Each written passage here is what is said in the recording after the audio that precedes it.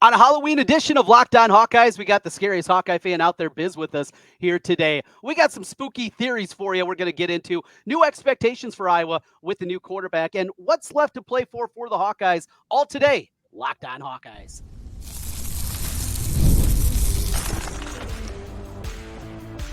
You are Locked On Hawkeyes, your daily podcast on the Iowa Hawkeyes. Part of the Locked On Podcast Network, your team every day. Hey, welcome in. I'm Trent Condon. That's Biz, and this is the Locked On Hawkeyes podcast. Thanks for making Locked On Hawkeyes your first listen every day. We're available wherever you find podcasts, and you can also watch us on YouTube. While you're there, hit the subscribe button. Helps us get in front of more Hawkeye fans. Today's episode is brought to you by Game Time. Download the Game Time app, create an account, and use code LOCKEDONCollege for $20 off your first purchase. Happy Halloween, Biz, and here in Central Iowa in Des Moines, we got it right. The kids are actually going to trick or treat tonight as opposed to last night. Yeah, they canceled Beggars Night, I see. So they'll finally realize that the world doesn't end if you let your kids actually trick or treat on Halloween. So, but I'm really kicking myself, Trent. I have a sweet mullet that I embarrass my kids and walk around when we do trick or treating every year. I wear it, and I stole it from a guy at a Halloween party like 25 years ago. Stole is the wrong word. We negotiated it. Okay. He was drunk, and so I got a good deal. But I have it. I wear it every year. So I should have put it on today, but for the 47th straight year, I'll just come dressed as an Iowa fan instead. Yeah. So. That's a good way to go. I'm doing the same thing this year, and Jack and I will be out and about here today on Halloween, actually doing the trick-or-treating for people outside of Central Iowa that don't know. Your daughter doesn't believe in trick-or-treating or what? No, she's on her way to Indianapolis this afternoon. She'll be heading out and making her way to Taylor Swift. So, oh, wow. How'd you pull that on, Trent? Apparently, the radio gig pays better than I thought. No, not so much. We had a friend that had a credit card offer. He got chosen randomly for the queue, got in, and was able to get tickets at face value. So that was the reasoning behind it. We talked to the Dahl family about trying to get a couple of their tickets. That never happened. So we got lucky, and Ellen and Tara are heading over to Taylor Swift, and they'll be Jack and I tonight. Be honest, Trent, was this your old radio partner that got it for you? No. We know that would not be happening. Those tickets would not be good. Make sure you have those tickets. You don't know. That's true. It may be good. You never know. No. Well, haven't had any communication in 5-6 years, so that's probably a good thing. So it's a good way to get back in. Not at all. Build some trust. Let him work with the new generation. This could have been good. Oh boy, that would have been ugly. All right, Biz, let's talk some Iowa football. Brendan Sullivan. So you were there Saturday. There sounded like on TV there was a pretty good pop for him when he came into the game. Obviously, McNamara just throwing the pick six, but people are excited now. It didn't go great right away, 3 and outs, but even in those 3 possessions, had third and short a couple of times. It wasn't dreadful, and then the onslaught began. But take us in a little bit too last week and look forward your expectations with Brendan Sullivan. Yeah, first, before we go too deep into that, I just want to say I believe I'm now 3 for 3 on podcast. I've been on 3 times before Minnesota, before Washington, before Northwestern. So we really screwed the Hawks this year, Trent. If we had done this regularly, they'd be undefeated. So, yep. I think honestly, this is an ideal scenario for Iowa fans because it reminds me a little bit of a couple of years ago when everybody was sick and tired of Petrus and wanted Alex Padilla. And then they saw Alex Padilla and they realized he's not the answer either. So to me, what we get to find out this last month is Brendan Sullivan the answer? Is he somebody we can use going forward for next year? I still have significant doubts that he is. But he adds some different elements, and he certainly gives us some different threats than what that Cade McNamara did. So I view this completely as a win-win right now. One of 2 things are going to happen. He's going to catch fire. We're going to have a great end of the year, and everybody goes into next year knowing we've got a quarterback that we can work with. Or he stumbles around a little bit. We go 2-2, and everybody realizes we got to dip back into the portal, and we better spend some money to go find someone. So I hope it's option A, but I think it's going to be option B. I don't think he's a great quarterback. I mean, you watch him throw. He's not a good. his arm strength is not good, and he's not. I mean, he is what he is. If you're not going to have great arm strength, then you better be really accurate. And so that's what we'll find out these next couple of weeks is, can he, is he an accurate quarterback? Can he do what, some of the other, the Drew Tates of the world did? I mean, the best case scenario is Drew Tate. I mean, he adds you that scrambling, crazy, element and also makes plays. Or, is he Drew Tate as a sophomore or Drew Tate as a senior when Drew Tate fell off the face of the cliff in this season? So we'll find out. One thing that I've warned about all season long is talking to people that have some information, people that have been at practice and the like. They said that the gap between Sullivan and McNamara was significant as a thrower. We know that Sullivan obviously is a better athlete and a better runner and all those different things, but the difference in just down the field passing, and we saw Cade McNamara, obviously down the field passing is not a strength of his either, but that if you think this is going to be some great elixir to the passing game and suddenly you're going to see this thing look a whole lot different, I warn against that. That is not what this is going to be. Now, can this open up a few more things in the run game? Could there be a little bit more there, a little bit more juice, and could maybe lead to a play or two down the field that they haven't been able to get with McNamara just because of the running ability, perhaps? But if you think that this is going to be a guy that's throwing that a 20-yard out, that he's hitting guys up the seam, that the deep post route is back into the offense, this is not the quarterback for that. Yeah. Well, and I saw the Des Moines Register wrote a dynamic article saying he hates to lose, Trent. So he's got that going for him also. He's one of those rare athletes that just doesn't like losing. So I would like to find one that likes to lose. Yeah. So that was like the main takeaway from the article. Like you couldn't find anything more than the fact that he just hates to lose. So, but I mean, not only can he not throw a 20-yard out, he didn't look very good throwing a 4-yard out. Yeah, right. I mean, it was fluttering. It was not getting there on time. It was so.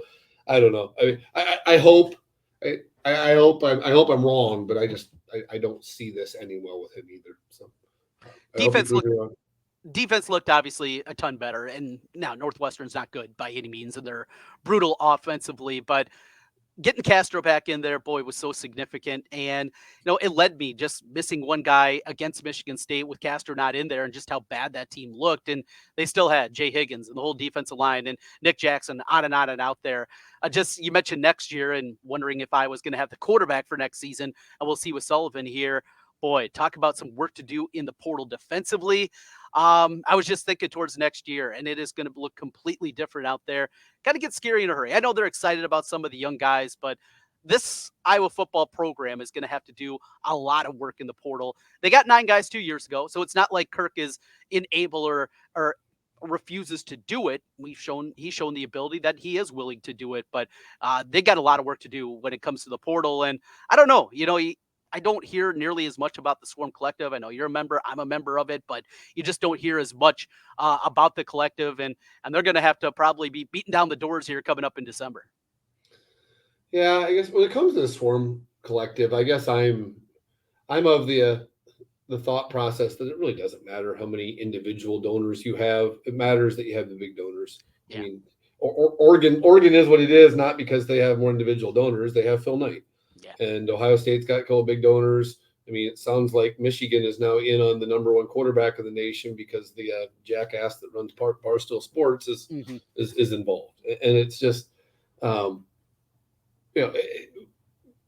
we can hem and haw and say, yeah, we need more people to contribute, but that's not really the case. I mean, to me, there's enough people that care about Iowa sports, enough big donors that care about Iowa sports that if there's somebody who's interested in Iowa and wants to come to Iowa, we will find the money to get them here. I really have a hard time with the whole concept of trying to blame the fans for not chipping in $42 or whatever it is to help get this person here.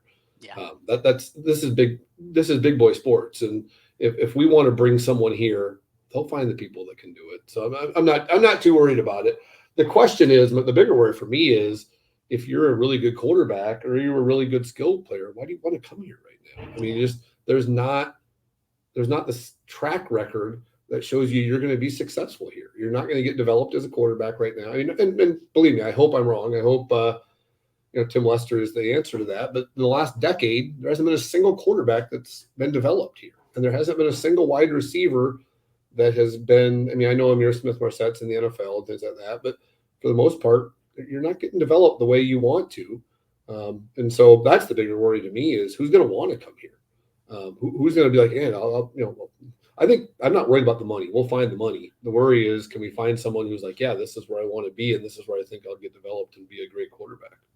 I think it's a good concern. With that, Biz, we talk about the rest of the season starting Saturday against Wisconsin. What's left to play for the Hawkeyes? And we take a look at the matchup against the Badgers. Plus, we'll make our best bet presented by FanDuel as we continue. This is Locked On Hawkeyes. Today's episode of the Locked On Hawkeyes podcast is brought to you by Game Time and the Game Time app.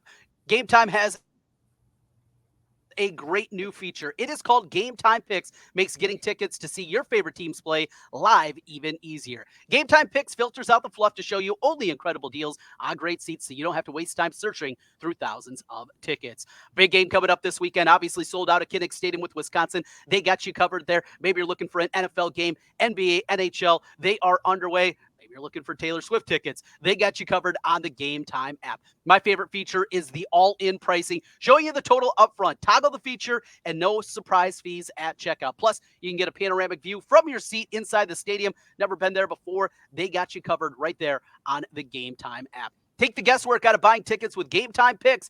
Download the Game Time app, create an account, and make sure you use the code. It's Locked On College. That'll get you $20 off your first purchase. Terms apply. Again, create an account and redeem code LOCKEDON COLLEGE, LOCKEDON COLLEGE for $20 off. Download Game Time today. What time is it? Game time. Trent and Biz back with you once again on the Locked On Hawkeyes podcast. Thanks for making Locked On Hawkeyes your first listen every day. All right, Biz, let's get into it. It is Bucky the Badger coming to town, Iowa. It's been a domination early in our lives as we saw Iowa rip off, 15 straight years of victories, much like the Iowa State series. That ended in the mid-90s, and since then, been back and forth. Both teams have had glimpses of hope, but this is Iowa looking for the first time on the 3-game winning streak in this series since 02 to 04. What do you expect to see on Saturday? Well, same as we always see with Iowa, Wisconsin. I know Wisconsin's trying to change their identity and become this air raid offense and stuff like that, but they haven't been successful at that. And so you're going to see the same as we always do. You're going to see two teams that rely on defense and running the football and not making mistakes. So, I mean, go back to Iowa, Wisconsin history. It's pretty simple. When we don't make mistakes, we generally beat Wisconsin. Mm-hmm. I mean, and vice versa. It's a team that plays cleaner football. So, it's both these teams are flawed. They're both 5-3 for a reason. I mean, neither team is great, but I like our chances. I've watched Wisconsin a few times, and they're a team that you watch them, they tend to make their share of mistakes, and I just don't think they're a great football team. And so I like our chances, but you and I have learned over the years, Wisconsin, I never feel overly confident going into a Wisconsin game. So I was thinking about Trent, you rarely get an Iowa-Wisconsin night game. I was thinking, I know in 2018 we had a night game, the one where we completely blew it. We were up and made ton of mistakes, and they scored with 57 seconds to go or something like that, and beat us. Ended up scoring twice, but and that was kind of the game that forced Phil Parker to switch and move to the cash position. If you remember, I mean, it changed our philosophy after that. So, but other than that, can you think of another night game between Iowa, Wisconsin? No, that's the only one that came to mind, and I was actually in Vegas for that one, got to go on VEASAN, and I loved Iowa that week. And, that's kind of a rarity for me. I'm kind of a self-deprecating Hawkeye fan, right? And don't usually have big expectations going into an individual game. I thought Iowa had the matchup. They had the game and let it slip away. And then, of course, the VEASAN hosts that day made fun of me the next day, sent me a text about how wrong I was, and I was dead wrong on that one. But you're right. It is. Well, you weren't really wrong. I mean, we were the better team that day. I remember we marched down the field right away, got down, had a 4th and 1, and got stopped. We had I think it was a punt return. We literally just dropped the ball, if I remember. They got it, and then late in the game, they marched down and scored. I mean, and because we were too stubborn, and we were putting a outside linebacker on their slot receiver, and that was when we switched finally afterwards. So.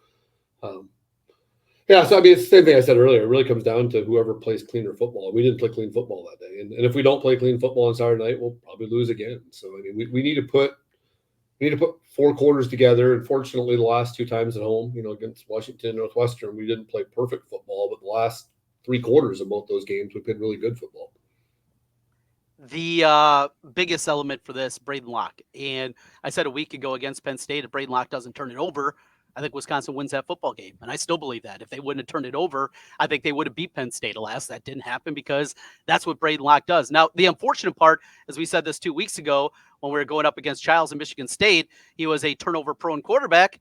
Didn't turn him over. We see the turnovers kind of dissipate here the last couple of years for Iowa football. I had my theory as teams just went into a shell and didn't take any chances against Iowa because they knew the offense was so bad, Iowa wasn't going to be able to do anything with it. But got to ramp that back up. Got to get those turnovers forced. Did it, against some teams this season, but against at least a average or above average opponent in Wisconsin, you turn them over a couple of times, Iowa wins this game. And the other thing with Wisconsin, this is not the rush defense that we've seen in the past. They've evolved and they don't have the 3-4 that gave us so many problems here in recent history. They've gone back to the traditional 4-3. Boy, it seemed like they always just had that monster nose tackle and forward linebackers that were swarming in every single time and making plays against us. And that goes away. Looking at their rush defense numbers, I think Iowa can do some things on the ground. Yeah, I like this matchup in general. I think the big difference between you talked about Aiden Childs not making mistakes. I mean, a young quarterback at home versus a young quarterback on the road is a huge difference. And I just don't see Braden Locke coming in and playing well. I mean, do I think he's going to have a million turnovers? I don't know. But do I think he's going to do what Aiden Childs did? Absolutely not. I think they will be very conservative, and I think they will just hope to make it a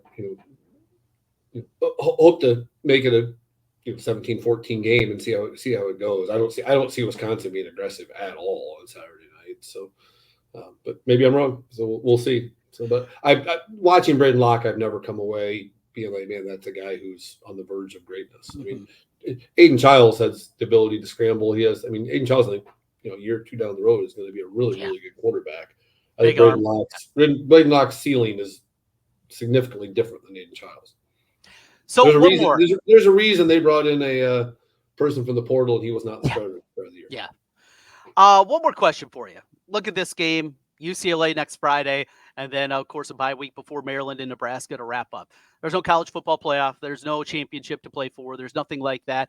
9-3. You can get tie Woody Hayes' record if they run the table here in November. But what's left to play for? And do you get the sense that some people are just, again, checked out on this Iowa football team because without division, without even that to play for, people say, it's another nice season, but that's it. What do you look for when it's what's left to play for in this season for Iowa football? To me, it's what do you want your legacy to be for the year? I mean, you go back to that 2008 team, there's a lot of similarities. They had Sean Green, and it was a team that was really frustrating, lost some games early on, and then really played good football down the stretch. I was at the South Carolina bowl game, and we kicked the crap out of South Carolina, and ended the year 9-4. And people talk about that team in really positive terms. But then you have some other teams. 2 years later, you talk about 2010, and it's sad to bring up the Wisconsin game, but that was the Wisconsin fake punt year, where literally the moment they faked that punt, that season went straight in the crapper. And, that was a team that was really, really good, but that team is talked about in really negative terms because they lost a million close games and didn't end the season well at all. So, I mean, it really, to me, is more about, are you going to make the college football playoff? No, but I think you can still be talked about as a team that was a good football team and in positive terms if you can finish on a high note. But otherwise, you're going to be talked about as a team that was a missed opportunity. I mean, so to answer your question, I think there's a ton to play for. I mean, if you're an athlete and you want to play football, you only get so many opportunities to do it. So I'm not worried about us. I don't think we'll go in the tank. I just worry we've shown consistently we're not a well-oiled machine. We make a lot of mistakes still, and that still worries me. And so I'm not optimistic as a team that's going to run off 5 wins. But there's been years in the past, and I've said the same thing. And to Kirk's credit, November has been really good the last 4 or 5 years. So let's hope it is again this year. We'll make our prediction for Iowa, Wisconsin. We'll also talk a little basketball. Both the men's and women's team get underway with big exhibition wins, and we'll make our best bet presented by FanDuel as we continue. This is Locked On Hawkeyes. Today's episode of the Locked On Hawkeyes podcast is brought to you by 5 Hour Energy. Our friends over at 5 Hour Energy know that being a passionate football fan isn't just a hobby, it's a way of life. It takes a lot of energy to power through all-day tailgates, touchdown celebrations, or agonizing second overtimes, which is why they've created the Stand the Fan 5 Hour Energy Shot, a special flavor called FanDuel Fuel. Fan Fuel, the energy shot made just for super fans like us, the fans who are first in the parking lot and who are the last to leave. We see you.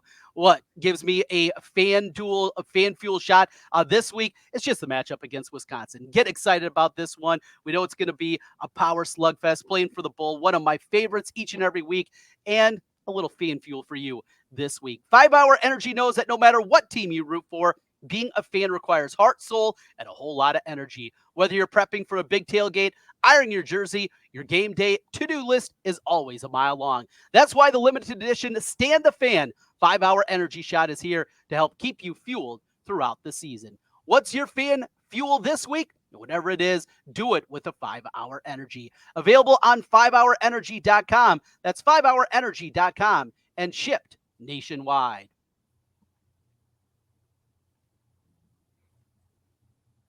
Trent and Biz back with you one final time. Locked On Hawkeyes. Thanks for being with us here today. Hit that subscribe button if you're watching us on YouTube. Or if you're listening on the audio side, 5-star reviews helps us get in front of more Hawkeye fans. Biz, let's start with Iowa, Wisconsin. I'll get into a little basketball with you as well before we wrap up.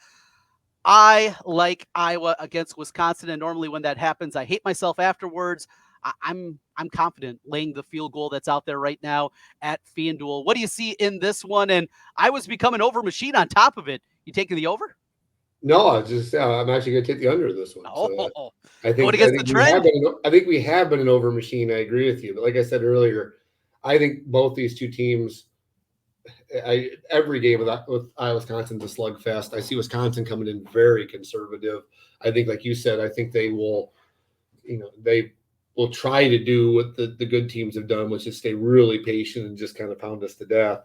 I don't think they can do that. So I think you're going to see a game with limited possessions, and both teams are going to be very conservative. And I don't see us taking any risks with Brendan Sullivan. I think we'll run the ball 75% of the time on Saturday night. So that seems to me to be a recipe for a 17-14 win one way or the other, which I feel somewhat confident that the Hawks can cover, but I really like the under, actually. I think I had 24-20 was my prediction earlier in the week, and 24-20, that would go over the total. Maybe I'm expecting a little too much out of this Iowa offense. All right, let's get into some hoops before we make our best bet presented by FanDuel. You were there, I know, for the men's game. Did you make it last night for the women's game?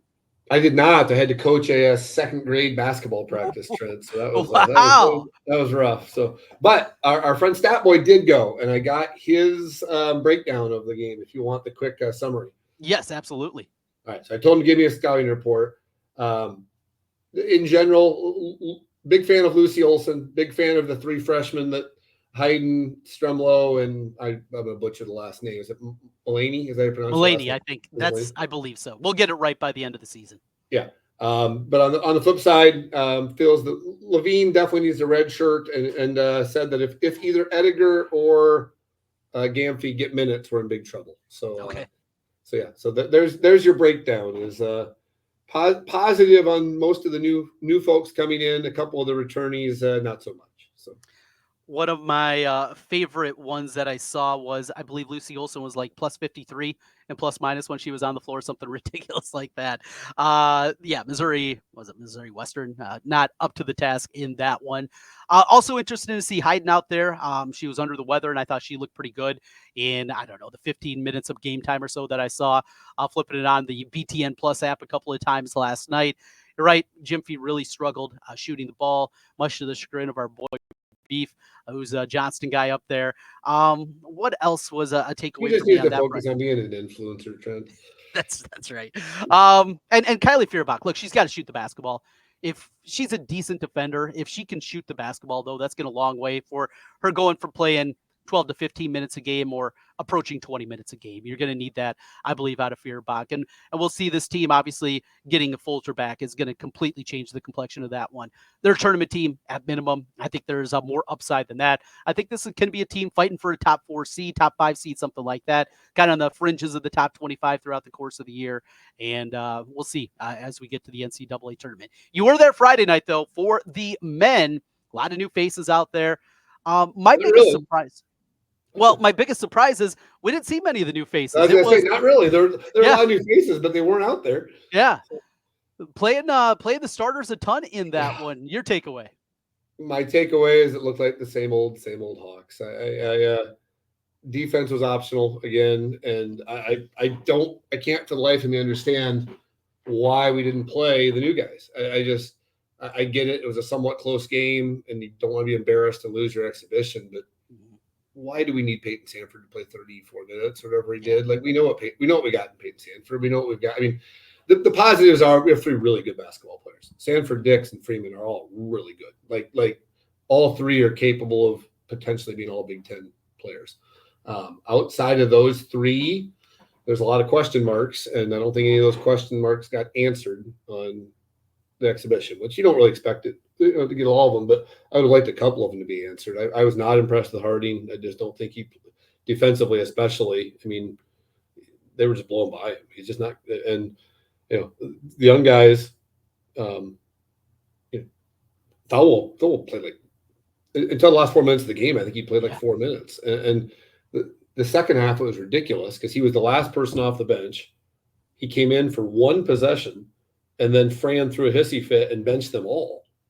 It wasn't his fault. He literally played for 30 seconds. I mean, I get it. The rest of the group hadn't played very well, but he came in for 1 possession. He got called for a travel on a play when they're pressuring him, and so no one talked and told him there was a guy there. It wasn't his fault, and so he got benched and then didn't play again. So that leads me to believe that they don't have any confidence in him. They haven't seen anything in practice that leads them to believe he can be a consistent Big Ten player right now, which that's pretty scary because I don't know. I like Brock Harding. I think Brock Harding is a decent basketball player, but if we're going to rely on Brock Harding to play 30 minutes a game this year, we're in trouble. He's not a 30-minute game Big Ten basketball player. And so that I came away from it probably not as optimistic as I was beforehand. And I know it's an exhibition, so hopefully there's some nerves involved and things like that. But Phil Will hardly played. The other thing with Fiore, I think Fiore's got some talent, but he's not nearly as tall or he's maybe 6'6". He's not very big. So I mistakenly thought he was more of a 6'8" kind of stocky guy. He's more of a 6'6" kind of, wiry guy. Now that thick. So my big takeaway more than anything is Owen Freeman better learn to stay out of foul trouble because we have no backup post. So Bronze was the guy that was Owen Freeman's in the game, and if in the games he can play 32, 34 minutes, we'll be okay. If he gets in foul trouble and gets put in Fran jail, we're in trouble. And the other thing, we saw Josh Dix at times last year kind of fill in a point guard. I wonder if they don't believe in Thelwell, if that's what we're going to kind of see in the backup role a little bit more as Dix running the point. I would love for Josh Dix to be a 15 shot a game guy. Like, he is just way too unselfish. Like, yes, he is. He needs to shoot the damn ball. I mean, he is when he is so good at getting to his spots and getting his shots off, regardless if he's getting guarded or not. When he gets that mid-range game going, he's unstoppable. And I've yet to see anybody at the college level that can stop him from getting to that spot. And so I don't get. I mean, I'm not worried. I mean, the exhibition, but I really hope, as a coaching staff, we look at it and we're telling him repeatedly, we want you shooting 15 to 20 times a game. I mean, he's that good. And, I worry that, if you put him at backup point guard, that kind of, he's not doing what you need him to do. I mean, he's not a backup point guard. He's not point guard at all. No. I mean, let's move on from that and let him do what he's good at, which is, take advantage of some mismatches and get to that mid-range game and use his strengths instead of forcing him to play at a position he doesn't need to be playing. So All right, Biz, let's get out with our best bet of the week presented by FanDuel. You're getting in front of the Iowa over train this week. I'm getting over the Indiana train again. Give me Michigan State plus the 8. I I know that they're getting Rourke back this week, or at least Have he's you been throwing gurgled? the Have football. you Googled Signetti? I have. I He have, and wins, all he right? does is win. They can win. Just Not going to cover. completely disrespected him. Not going to cover. Give me the 8 with Sparty this week, my best bet. What do you have? So mine goes against everything I've done all year. I think I No. talked to you about. I have done quite well this year on the taking teams that have tried to travel multiple time zones to not cover. But the one team that's going to be the outlier on that, and the Hawks get to play them next week, the UCLA Bruins. Yeah. If you look at the Bruins, Trent, they're getting they're better. not a great team, but what they are is a covering machine. They've covered 5 games in a row, and give Deshaun Foster credit. This is a team that early in the year looked like absolute dog crap against Indiana. They have gotten better every single game. Their schedule is brutal. Yes. But they gave Penn State a decent game. They hung around with Oregon more than anybody has outside of Ohio State. They should have beat Minnesota. They did beat Rutgers, going all the way to Rutgers. They've played good football in the last month. And it worries me for next week because I think this is a team that you look at their record, you think they're bad.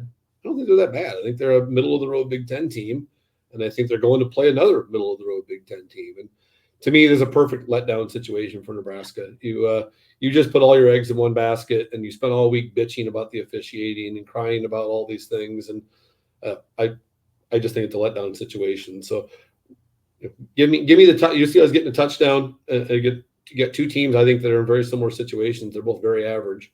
So and one thing you know about Nebraska is their offense is bad. I mean, they're just not a good offensive team. They haven't scored against anybody, and so you're going to give me a touchdown. I'll take the UCLA Bruins. So coming cross country to give Nebraska a decent game. All right. I like that one. I'm aboard with you. My early bets of the week, that was definitely on my list. And I think you kind of nailed all the handicap in that one. And I've been warning that UCLA team the last couple of weeks as I've been watching them. They're getting better. And first year coaches, well, we remember it 25 years ago. Defensively, they're a decent ball team. They Oregon, LSU, all those teams, they hung with all those teams.